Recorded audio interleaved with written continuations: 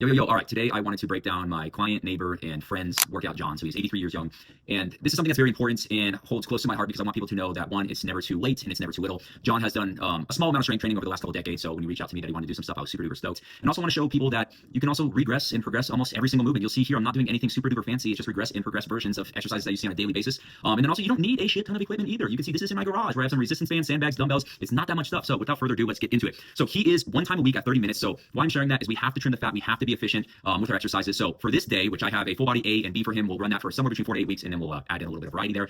So for today, I'm going to show you the A series 4 exercises. So we're just starting with a general banded dead bug here. Nothing special, all the normal stuff that you think. Core stability, we're getting some hip flexion work, we're getting some lengthening of the hamstrings, we're getting some shoulder stability, and some lat isometric as well too. Again, nothing super duper fancy. I'm just choosing this for this training block. And then A2, we're going into, this is like a straight arm pullover exercise. I do this mainly because he is limited with the overhead. So I want to build some good kind of tolerance and strength to that position, just so we're not messing up the shoulders if we have to reach overhead, top of the fridge, in the cupboards, whatever. Okay.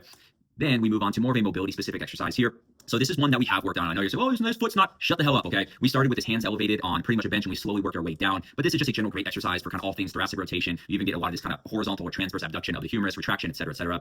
So this is one of my go-tos because you'll see people really struggle with this and get bound up. So it's a great exercise. Next up, we have a foam roller bridge hold here. I like some isometrics, seem to do good things with the tendons and overall just create good stability within co-contractions of the hamstrings and the calves and just good kind of activation stuff as well too. So that's what we did. Then we took a little breather here. Then we went into our B series, starting with a split squat to row, okay? So these are both exercises that we've worked on individually. So for this training block, I wanted to progress into a combo. Now, if you're someone with your main goal is strength or hypertrophy, doing combo movements is probably not going to be the best. But for someone like John, where we want some variety, we want some variability, and we want the coordination and skill component of this, I think it's a great, great choice. So we did those. Then we went into more of a core stability, shoulder stability drill with this kind of drag through where we're focusing on trying to stabilize the hips as much as possible as we're pulling that med slam ball through. Then we finished up with a more kind of force production power. I'm sure a lot of you know some of the data that power drops a lot. I think it's like 50 or 60 plus is one of the biggest variables that drops, which is very important for fall protection and things like that. So I always want to choose something where we're moving fast.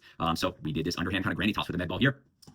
And then after that, we got into our next series, C series. So this is the last one again. We just have 30 minutes, 45-degree hyper. And this is something that we have worked with over time. I started with just isometrics and we slowly lowered it. And I decreased the pad height on that too.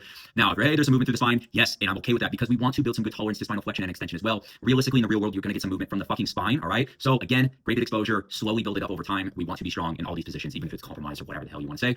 Then again, something a little bit quicker. Another thing that we didn't start with this. We worked up to it, a dumbbell push press. All right. A little bit more integrated with the body, shoulders, hips, knees going at the exact same time. Goal here is full lockout and control down. Then we went into another power exercise. So this is how we're doing some jump stuff. So this is just a seated vertical jump here, rock forward, jump as high as you can or whatever you have kind of tolerance to for the day. Again, happy with these ones. Easy way to regress any of the jumps and make sure they're nice and safe as well too. And then I just wanted something on the other side of the continuum, something a little bit more extensive in nature. Again, making sure that we have some stiffness within our Achilles and just our lower limb is important for everything. So we finish with this band assisted pogo. We have progressed this from double leg to stagger to single leg. So I'm just telling him just hop kind of side to side, put 30 seconds on the clock. And that is it for today's workout.